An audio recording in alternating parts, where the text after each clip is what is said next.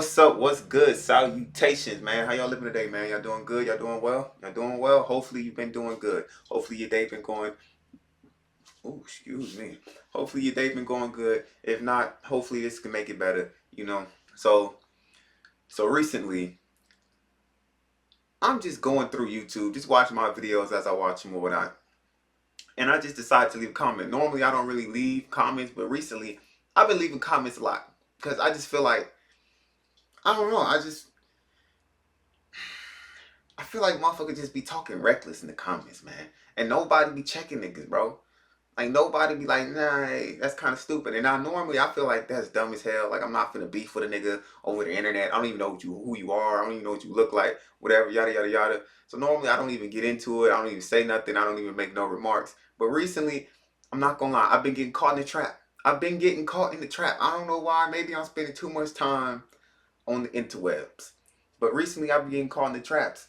And not too long ago, maybe like it's got to be like 2 weeks ago, or coming up on 2 weeks ago, I left a comment under some random, not random, but yeah, it's random because I can't even remember the name of the video, basketball video, but it was talking about the current USA men's basketball team, and of course they had to start comparing it to the Dream Team.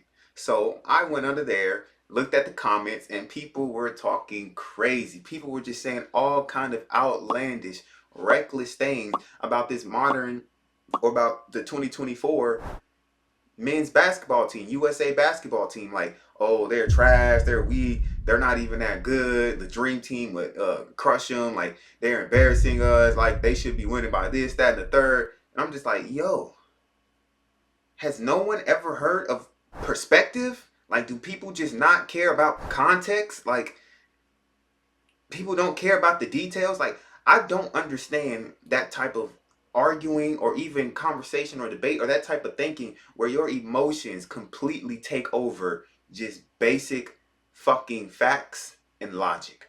Just basic facts and logic, bro. Like, it's not even my opinion that I'm coming at you with. It's just basic facts and logic. But people don't care. They run off of pure emotions. And I have not responded to any comments. But as of today, let me look and see before I get to talking. As of today, it's got 827 likes with over 200 replies. Damn near over 300. Why are y'all this pressed? Why is it that big of a deal? I made a simple statement. I'm the type of nigga, I'm gonna like my own comment. I like my own comment. I've made comments before and it's gotten likes here and there, blah, blah, blah. But it's usually, it blow by. Even if it has like a little 2 or 3 day thing, it usually blow by. This has been going on every single day for 2 weeks straight. And so for 2 weeks straight, I've been having to look at all these people's comments pop up in my notification. Look at people arguing with each other under my comment. I've been having to look at all of these crazy outlandish ass statements, and of course there's some people who agreed with me. There's some people who, they had the same feelings, the same sentiment or whatnot. But there's so many people who really believe, they really believe that that Dream Team with Jordan, fucking Pippen, Magic, Bird, the team, the whole Dream Team, Charles Barkley, everything, is far superior and better than the 2024 men's USA team. And that's absolutely ridiculous because it's the furthest thing from the truth. Like, and in my comment, I didn't even say who I thought was better. I didn't even compare the two teams. All I did was compare the competition in which they had to play, because that is what I was reading in the initial comments, was people saying the team of today sucked because they weren't blowing out teams the same way the men's team back in the 90s, the Dream Team, were, which, as we saw, was not true. It was a lie. Y'all were going off based off of warm-up games, and when the actual games came along, they blew them out. They blew out almost everybody. There were 2 teams that they didn't blow out. But once again, I stated in that comment that not only was basketball not as popular of a sport globally, internationally, hell, even in America, it wasn't as popular as it is today. but that the talent globally and internationally did not compare to the talent of today. That there were far more people not only playing the game of basketball internationally, but there were far more people taking it serious enough to try to become professionals. Like that's a part of what popularity in a sport. Like that's a part of what comes with being what comes with a sport's popularity growing in another country is the amount of people who take it serious. Like anybody can play, but we're talking about the people who are like, no, I'm finna be one of the best in the world. I'm finna try to be a professional. Like when the sport becomes more and more popular in another country or in multiple countries, like the people within that country, the amount of people taking it serious will rise. Therefore, the amount of talent that that area or that particular country produces will rise. Like everyone talks about the US and how the soccer team sucks, the men's soccer team sucks, but that's because we don't care. Like soccer's popularity, football, whatever you want to call it, has risen. It has grown since what 2000, and within like the past 10 years, in part because of the success of the old U.S. women's soccer team, it's become way more popular. But overall, it's not a popular sport in America as compared to other sports. There are too many other sports in America that are far more popular. Therefore, the top tier athletes who have a chance to go professional, who have a chance to become professional, to go pro, prioritize those sports. That's the same thing with anywhere on the globe. That's not just here. Basketball is not a priority. It has not been a priority for most of the world for a long time. Soccer, football, whatever you want to call it, has been the priority. That's where all of the top tier athletes outside internationally have always gone to. That's what they've always been drawn to. That's where they always put their talent, their skill, and their time and energy into. That's why they've always been better. So what does that mean for like basketball? Well, that means if somebody had the talent to be an all-star point guard in the NBA, but they grow up in, I don't know, fucking Argentina or Spain, it's more likely they're going to try to go out and play soccer. Then they're going to take time to train basketball. But as the sport grows, more and more people have an interest in it. They're more likely to go, hold up, let me check out this sport rather than check out soccer. And so as it continues to grow in popularity, as it continues to reach out more and more, as we continue to have more and more international players become stars in the league, not only become stars in the league, but dominate the league, be the best players in the league. I don't even think we've had an American MVP. Wait, who was the last? Yeah, in like the last, like, I don't know, what, like 5, 8 years? Like, it's ridiculous. Because I know Giannis won it twice. Then Jokic won it twice. Then Joel Embiid won it. And then Jokic won it again. So like 6 years straight, we've had a foreign MVP. That has an impact, like, even outside of popularity, bro. Like when it just comes down to, let's just face it, money. How much money a country can gain, like how much revenue a country can gain from having these types of stars, from like building shops, places, whatever. Like part of why sports are so popular is because of how much money not only the people who own these teams, not only the people who own these stadiums, not only the people who own, hell, even down to the parking lot, like all everything, all the way back to taxes, everything. Like it is a huge boost to an economy. It is a huge economy boost to have sports teams. So if you have an opportunity to boost your economy by adding another sports team that is now growing in popularity, and you have a chance to compete on a world level, most places are going to do it. And so now you're having more, not only countries, but cities within that country, towns, places who are putting more money, they're putting more funding, they're putting more energy into training and building basketball players. Like a lot of these players don't get the same amenities, they don't get access to the same things that US players get. I heard the South Sudan team is just now getting an indoor basketball court built. Like part of that is because of how they performed. Like, and the attention that's coming to us. So like imagine how many more players are now going to start being produced from South Sudan that are going to be good. Not to mention all the other countries that probably never put the amount of money or the amount of funding into basketball, which they probably put all their money and funding into soccer, into football. Like all these other countries across the world don't have the same amount of luxuries or money to just waste. And I kind of do feel like it's a waste to some degree on just throwing out billions to random sports. So when they do throw out billions or millions or whatever to a sport, it's typically whatever is the major sport in that country. 9 times out of 10, it's going to be soccer. But now with basketball growing, they're now being more likely, they're becoming more willing to put money into basketball, into building courts, into creating programs, into paying coaches, into creating leagues, into training players, putting up training facilities. As this continues to grow, more and more people internationally are going to become better, and they're going to become a real threat. These teams are going to become a real threat. We're already seeing it start to happen, especially with the Euro teams. This last draft was full of Euros. It was full of international players. Like, this is not my opinion, bro. This is a fact. It's a simple fact.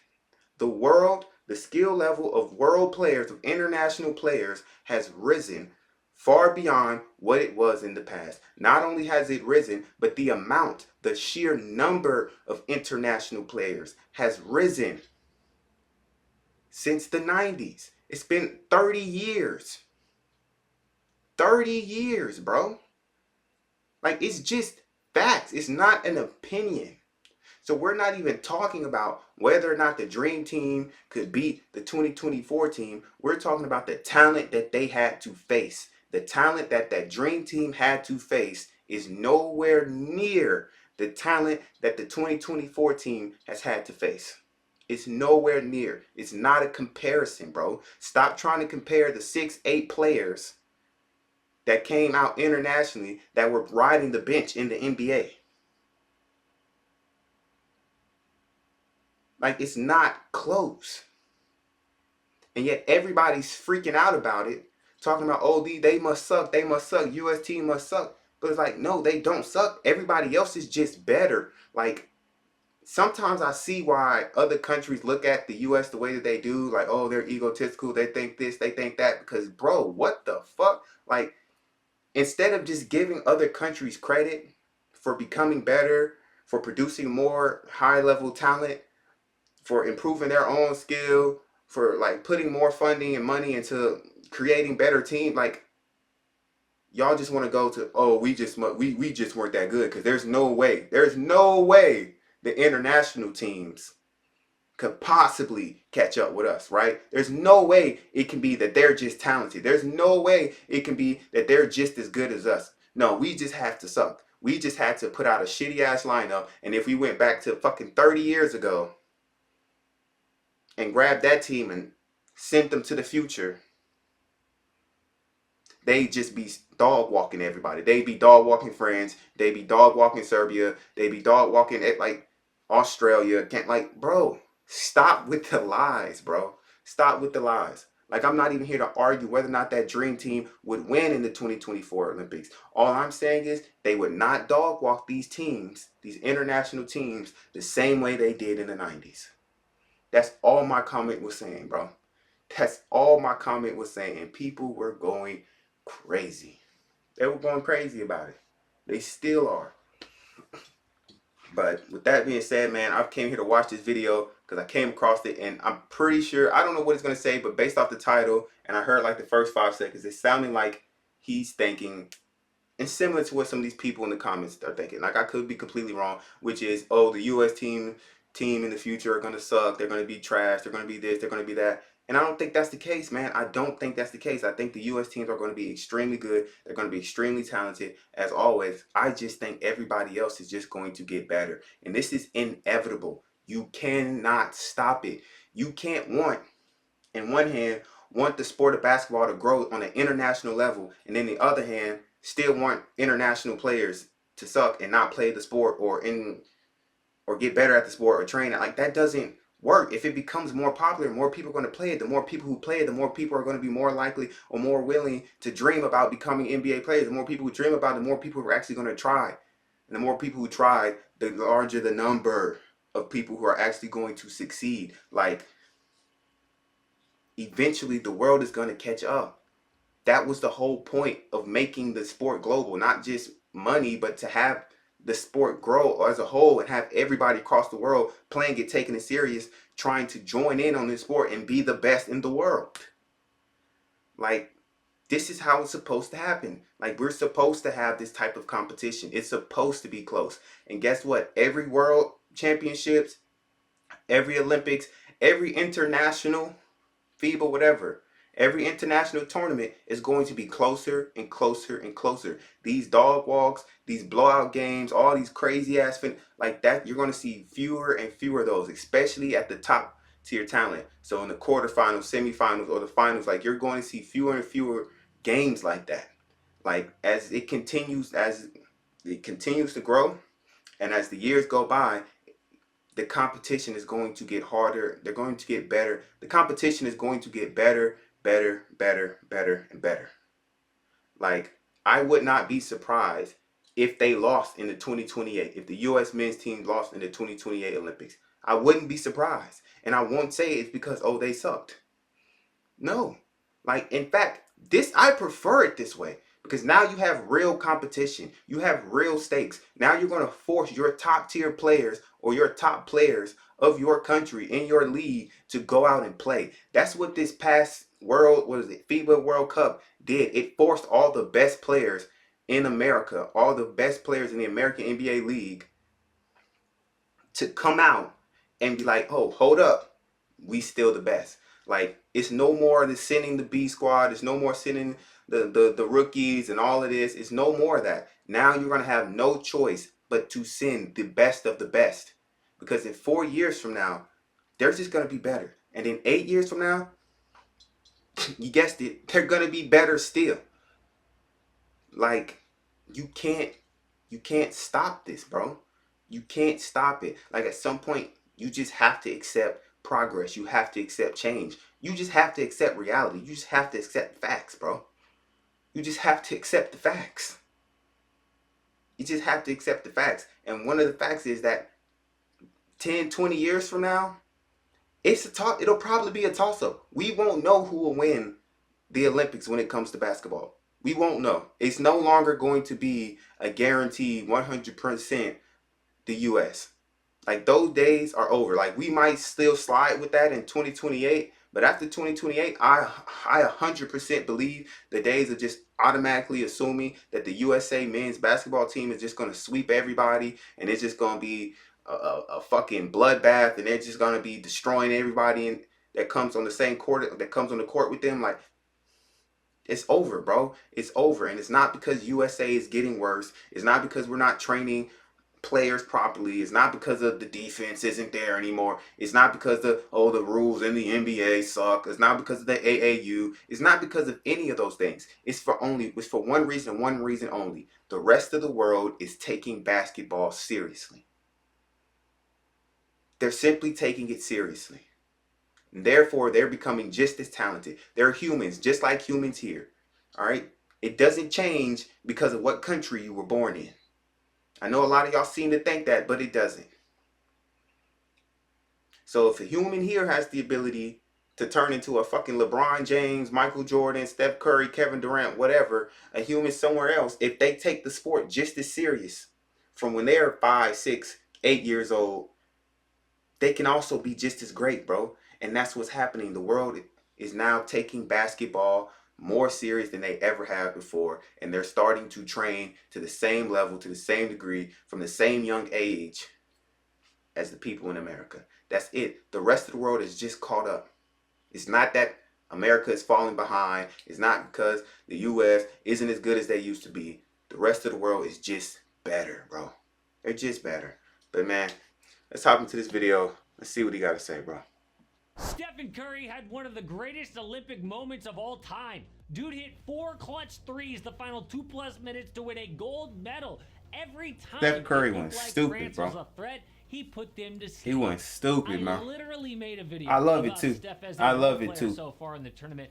And right after that, he proved me wrong. So many fun comments from Warrior fans. So I learned a harsh lesson. Never doubt Steph Curry. But the U.S. learned a lesson too. I don't know why people America keep doubting ain't Steph gonna Curry. dominate like before. It took everything they had to beat Serbia and France. But who is France leading gonna the be US so to nice, the bro. next Olympics? Victor is just Well, to different, answer bro. that, look He's at what different. happened in I France. legit The believe he leaders can be in the points, best player in rebounds, like and 3 assists years, were bro. Steph Curry and LeBron, 36 and 39 years old. Kevin Durant had the biggest shot to beat Serbia, so who's going to replace them? I want to look at the potential 2028 U.S. Oh, squad. okay. So he's talking about the and who their 2028 biggest squad. rival will be. I still think the Even 2028 the squad Avengers almost lost. The U.S. cruised gonna through be every ridiculous. game, but was down 13 entering the fourth quarter against Nikola Jokic. Here's the other thing. All these players, like a lot of these players play with each other, bro. They know each other, they play with each other, they train, they take it a lot more serious than the US does. And I think we're gonna see a lot of better. I know I talked about it being, a lot more closer games in the future world tournaments and Olympics and stuff. But I feel like it's also going to force America to take it more serious, to take it serious. Like a lot of these people are coming right after NBA season. Of course, you have other players who did the same thing. They're coming right after NBA seasons. They're kind of just out here, the lively guy, fuck around, and they don't really take it like it's kind of expected. There's kind of an arrogance, and I think now it's getting to a point where it's like, no, we have to really take these Olympic serious. We have to take them serious, bro, because otherwise they're gonna bust your ass, bro. They're gonna beat you because for every other team, like this is life. It's not life or death, but like this is way bigger to them than what it is to a lot of the U.S.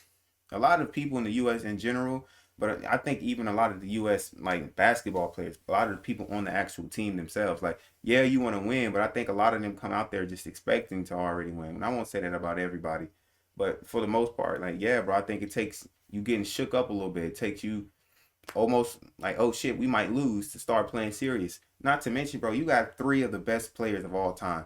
Like, it's kind of hard. Like when you just look at the names, it sounds crazy, it looks crazy. You think, oh, they're just gonna blow people out. But how many times have we seen super teams being built with three crazy names, these big threes, and it just flops? Like everybody thinks just putting three big names or just putting a super team together means you're immediately gonna win. But history shows that majority of super teams are trash. They're not good. They don't succeed. Like it's actually rare for a super team to actually be good and succeed. Like most of them, they crash and burn because it's too much talent. And the better a player is, the more likely they spent their entire life being the guy. And some people are versatile and know how to shift, know how to play a different role, like a LeBron or even like a Kevin Durant or a Steph Curry. But for the most part, people who are used to being that guy, they've never really had to play any other role. And although they may be capable of it, that's not really where they shine. Like they don't really know how to play it. So it kind of just collapses. And I heard a lot of people talking about Derek White, but I saw what Carmelo Anthony was talking about. You need players like that because you will get to where it's too much top tier talent. Like you need guys who know how to play the role player position. Like Devin Booker was. Saw Kendrick Perkins say that, and when I saw, I was like, oh, whatever. He called Devin Booker the unsung hero of this Olympics team. But then I started looking up his stats.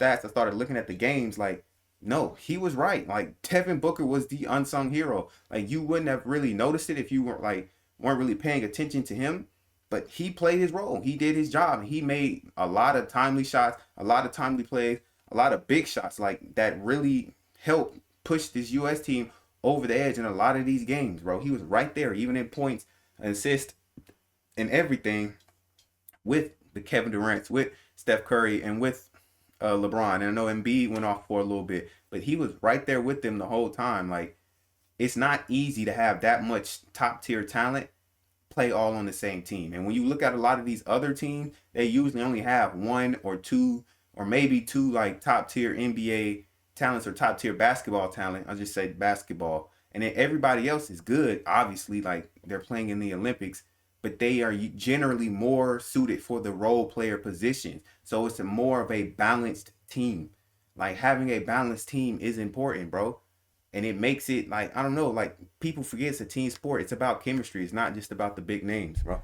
So I think that also hindered this team, was just like, how do we balance having Joel Embiid, Kevin Durant, LeBron James, like fucking Devin Booker, Steph Curry? Like, how do we balance that? Like, and I know Jason Tatum ended up getting the short end of the stick, but it's like, and everybody's hating on Steve Kerr, but it's like, what do you do, bro? What do you do? Because sometimes it just doesn't work. Just putting the big names out there doesn't work. It's still a team sport. This team still has to be able to work well together. And if they can't, then you're gonna look stupid because everybody's just gonna see the big names and they're just gonna assume that they should have won. But it don't always work like that.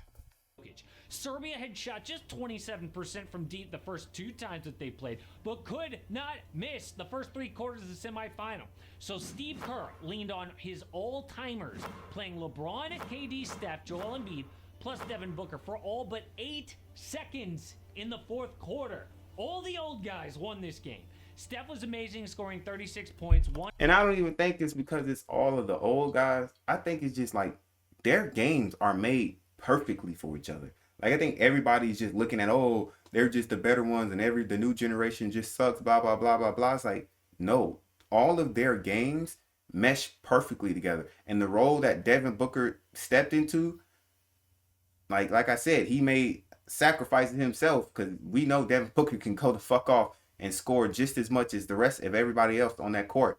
But he chose to kind of just play the assist, like, hey, I'm just gonna do what I need to do, let y'all do y'all thing. But as far as Curry, uh, Kevin Durant, and LeBron, like their game, like the way they play basketball fits perfectly. Like LeBron James is a point forward. Like if you don't know why the Warriors are so successful, it's because of Draymond Green. Draymond Green is a point forward. He's exactly what LeBron is. He just doesn't have the athleticism or the scoring ability as LeBron. So it's pretty much like you just gave Steph Curry a fucking Draymond Green 2.0. Granted, I still feel like there's a couple things, little things here and there that Draymond does better than Bron, but you pretty much just gave him a beefed up, better version of Draymond Green.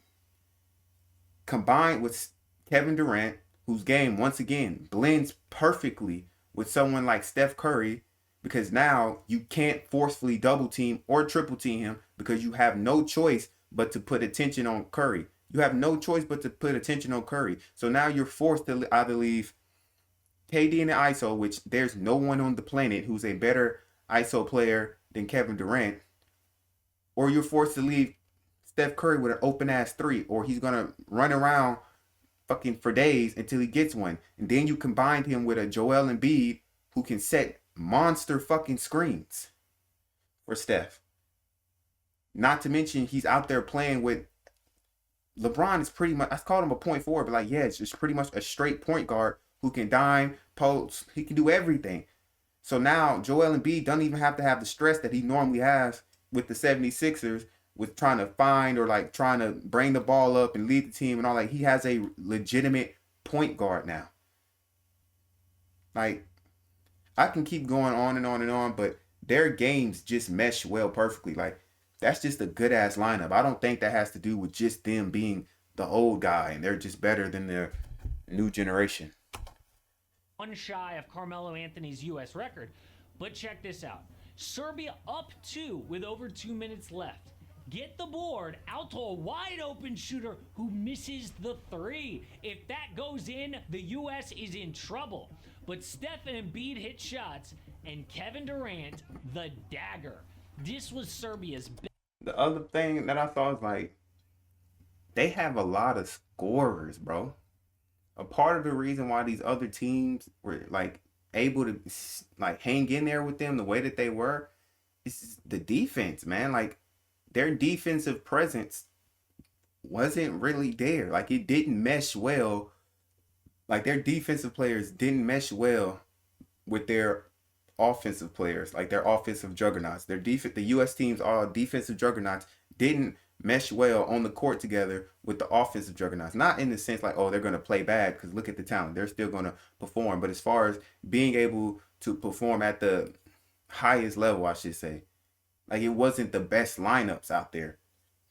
Like there wasn't enough balance. Like I said, I feel like it was too top heavy, bro. Like I feel like you can't always just go for the big ass names and then like try to market and make a whole bunch of money and then just expect to win. Like you got to have some type of balance, man. And that means some of these top tier players or some of these superstars in the league just not gonna make the fucking U.S. team, bro. Best chance to win gold. And it's gonna And be they guys, blew six it men, and going 0 everybody for else 10 from 3 in the fourth quarter. They are not the that you biggest probably threat don't going know. forward. I mean, where do you think Nikola Jokic is going to be in 4 years? Did you see him partying after the bronze? This ain't exactly a physical specimen like LeBron over here. No, the biggest threat is France. Since the embarrassing loss in 2004, the U.S. has gone 36-1 at the Olympics. The only loss? To France in pool play during the Tokyo Games. And in case you didn't notice, 5 French players were taken in the NBA draft lottery the last 2 years, including back-to-back number 1 picks. Next year, they have another projected lottery pick in a stacked draft. And for some reason, they didn't even bring any of those super young guys, except for Victor Wembanyama. But in 2028, he could be the best player in the world with a lot of young elite backup. One guy they're not going to have is Rudy Gobert. I don't like how he NBA players enunciate his roasted him words. throughout the tournament as usual. Shaq said he would be working at Walmart if he wasn't 7'1". Man, y'all gotta stop. Apparently, the French Y'all gotta coach agreed stop because disrespecting he Rudy Gobert, bro. shockingly benched the 4-time Defensive Player of the Year before their semifinal over Canada. He is not trash, Gobert was bro. embarrassed about this, knew he was gonna get clowned, so he told the media, "Oh, I had finger surgery before the game."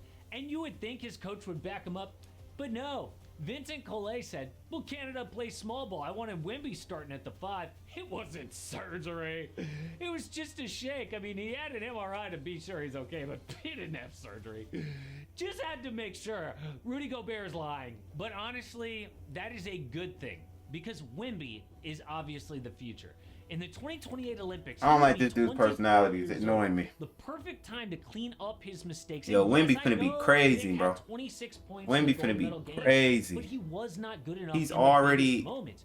For He's example, already like France damn near the went on best a defensive run player. entering the fourth And in quarter, 4 years, but 3 Wemby years, missed 4 a years from big now, 3 that killed their momentum. he can definitely be US one of the most scored on elite other end. Then, offensive another players. missed 3 with 6:48 Like to go. you're gonna have And a missed 7'5" free dude throw. who's probably gonna This be the was best exact two-way player opposite in the of league. Steph, Like who that's got fucking better crazy. in the biggest moments. That's crazy. Vic, though, will hit those shots 4 years from now.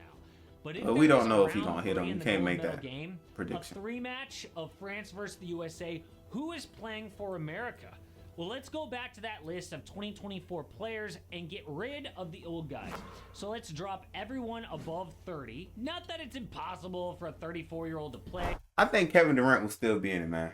I think Kevin Durant will be in the 2028 Olympics. I think that'll be his last one. But I think if he say he gonna play, he say it plenty of time. I'm gonna play till the wheels fall off. I'm gonna play till the wheels fall off. Like if he goes without injury and he can still like average like 20, because I don't think he's ever gonna not average at least 20 points. Like his game, the way he plays, like I said, if he is not injured, like it's just built for not only today's league, but it's just built to score, bro.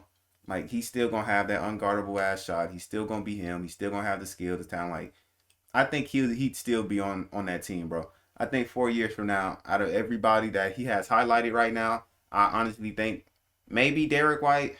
Probably not, because they'll have like other like role player type people or people to play that role. Yeah, I think he'd be the only one, bro. Like I think 4 years from now, he might be the only one still in the fucking league. Outside of Derek White, Drew Holiday, I feel like Derek White will probably still be playing. Drew Holiday will probably be done. Anthony Davis, he might. But since he has so many injuries, and what you gonna be like 35 then, he'll probably be done. Joel Embiid might still be in there, but who knows? Like I said, that's another person who's just heavily injury riddled. Like he'll probably be on his last season or whatever. So I highly doubt that he'll even. I don't see him playing another Olympics. And then you got what? Kevin Durant. I know he's gonna be 39. I can see it. Like LeBron James 39. I can see Kevin Durant still playing, bro. I can see Kevin Durant still playing. Steph Curry will probably be retired. LeBron James will probably still be we're probably still. LeBron James, if he's not retired by then, that's crazy. But he almost definitely will be retired. Like, The only one on that list I can still see possibly being there is Kevin Durant. But I just don't trust Joel Embiid and Anthony Davis's long-term health. And Derek White is replaceable. See, That he leaves said the us same with thing. 5 players and 7 open roster spots. So who fills the 7? Well, everyone's 2028 age will be on the right. Honestly, first Out of this list, Anthony Edwards most definitely going to be on the Olympic team in 2028. He's way too big of an age. If he keeps going up at the rate he's been going up at and nothing crazy happens, he'll almost definitely be on the 2028 Olympics team. Jason Tatum, probably, yeah. If he gets another chance, he'll definitely be. Especially after he most, not even probably, it's pretty obvious he felt disrespected about how things turned out and how things went this Olympics. So he'll definitely be on there. Tyrese Halliburton, that's a toss-up. I doubt he'll be on there. He might. I doubt it. Bam Adebayo, Devin Booker, those are also toss-ups. Like, who knows? Who knows? Who knows? Because you got so many, like, you got so much talent that's going to be coming out. Not to mention all the players he's going to bring up. But as far as to me, the two obvious, or the ones that I feel like will be obvious for the 2028 Olympics, like people who would definitely like take advantage of it and definitely get an invite, will be Anthony Edwards and Jason Tatum. I could see Devin Booker or D-Book trying to get on there, but Tyrese and Bam, I don't know. first player off the board for me, Ja Morant. I know it's already a guard-heavy team, but he is one of the best American players. And 29-year-old Ja Morant. Then Cooper Flag, baby. Youngest guy on the team. Every roster needs a young guy. And we need two-way wings like Paul George, Kawhi Leonard, whatever. Next, obviously, Chet Holmgren. We need bigs. And can you imagine how fun the Wemby versus Chet rivalry would be on the Olympic That stage? would be lit. Next, Paolo Banchero, who's kind of like a wing. Now, this is the guy that I think is finna take over the league, bro. I feel like Paolo can be the best U.S. player, bro. Like, everybody has been sleeping on him, but this, like, past playoffs, he was going ballistics. He was going crazy, bro. And nobody was even paying attention to him or the Magic. Like, they didn't, I'm pretty sure they got to the second round, and they damn near got out the second round. Like, once that Magic team really starts to gel, they start to get a little bit more talent, maybe make a couple of trades. I don't feel like they should make too many, because I feel like people are too quick to try to trade motherfuckers. People try to win now. Like, let shit develop. Let things, let people grow as a team. Like, you got to have, like I was saying before, like, you got to have some type of team chemistry. And how can you build team chemistry and understanding of the players on your team and how they play and what they like, what they don't like to do. Like, like, just building like that, like, almost like psychic connection with the other person where you don't even have to think. You don't even really have to communicate verbally. Like, you just know what the other person's going to do. Whenever you talk about that Warriors team, everybody always wants to say, oh, KD this, KD that. But whenever that Warriors team talks, they always say, like, we don't even have to talk half the time. Like, we just know what's going to happen. Even people who talk about playing against that team, it's like they all have the same brain. Especially Steph, Clay, and Draymond, even though that ended up getting broken up. But yeah, I feel like Banchero, I feel like he might end up being the best. Everybody's talking about Anthony Edwards, and of course you got Jason Tatum, of course you got Luka, and all these other players. But I feel like as far as American player, I feel like he's gonna be the best, man. Like I say, who knows? I feel like who knows with the international, because of course you got Victor. I almost forgot about him, but I feel like he could be the best American player out there, bro. I feel like a lot of people are sleeping on him, bro. He's ridiculous. He's putting up stats that for his first playoffs and for his age, only LeBron was putting up, bro. Like, this is Forward, big, whatever. Bottom line, he flipped from Italy to the USA and pissed off a lot of Italians, kind of like Joel Embiid did. So we owe it to him, and I forgot he Italian. Then another wing with Mikal Bridges. And two cool role players, because we need him, Walker Kessler and Josh Hart. So snubs include Donovan Mitchell, Jalen Brunson, De'Aaron Fox, and Trae Young. But there are too many guards. Like, who would you flip here? And Jaren Jackson Jr. and Jaylen Brown, obviously. But is that enough to win? See, y'all keep disrespecting this man. And I'm not even talking about anybody he put up here. I'm talking about the person he didn't put up here. That's Zion Williamson. I know a lot of people have like changed their opinion or changed their mind about Zion Williamson and a lot of Williamson. But when he is healthy and when he is in shape, he's like in the conversation with being one of the best, not even being of being the best player in the league, of being the most dominating player in the league.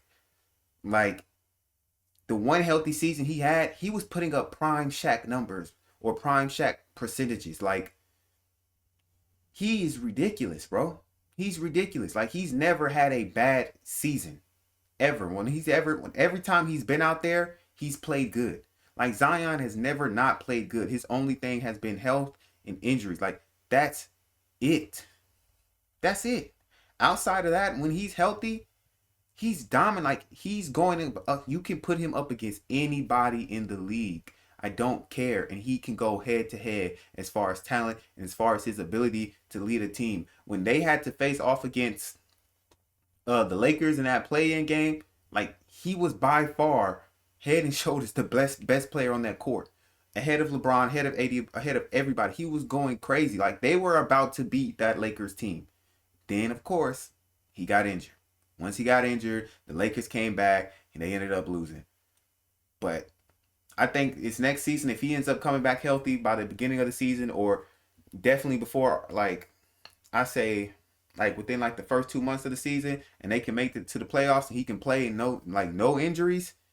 Not only him, but also Ja Morant. I feel like they're going to remind you about their draft class. Like everybody keeps forgetting about Zion Williamson, bro. Like I know I just said Banchero will probably be the best, but if Zion gets healthy and he plays the way he can play consistently and is actually able to improve, because he's really just still playing at the level he was playing at his rookie year. Because people forget how crazy he was his rookie year before because he was injured the first half. He came back, dominated, damn near made an all-star team. Probably should have and probably would have if he hadn't have missed all the shit he missed. All NBA, all of that. Then he came back the one year where he was able to play like that full season, made an all-star team. Like I said, was putting up Shaq-like numbers and percentages. Like he is ridiculously good. You just gotta leave the porn stars alone, bro. You gotta leave the porn stars alone, bro. Zion Williamson should, like, if he's healthy, he should definitely be on that 2028. Like, I don't see anybody stopping him. Like, y'all call Victor Wembanyama an alien. You got a damn near 300-pound man jumping higher than Anthony Edwards, looking more athletic and more agile than fucking like Anthony Edwards, or being able to weave and slither and move like a fucking Trey Young at damn near 300. Like that's now, crazy. You might say yes. I mean, you got a lot of all-stars there. But who will close the games? Because one thing we saw in Paris is no matter how big of a favorite you are, winning is tough. And who did it for the USA this time? LeBron, Steph Curry, and Kevin Durant. Young guys who are not afraid of pressure. They would always calm down the game because they have been in huge spots winning championships. Which one of these young guys is going to have a LeBron, Steph, KD type resume by 2028? My money is on Anthony Edwards. I mean, I'm not saying he'll have multiple championships on the Timberwolves, but he'll be 27 years old. I don't see him leading that team, bro. And he obviously has that Mamba DNA, not afraid to take the last shot.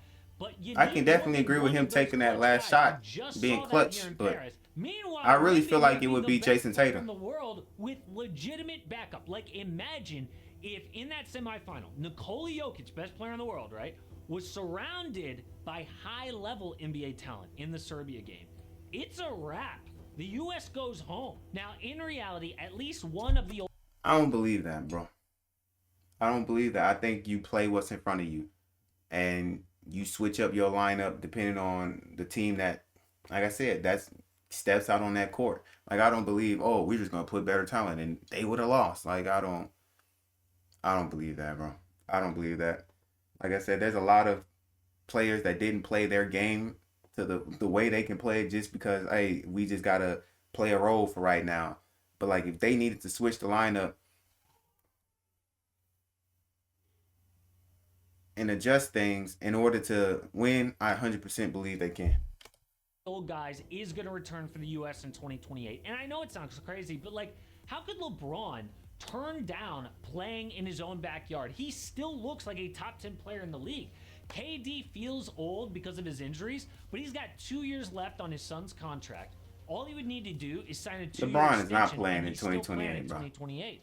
Anthony Davis somehow has flipped the narrative about himself.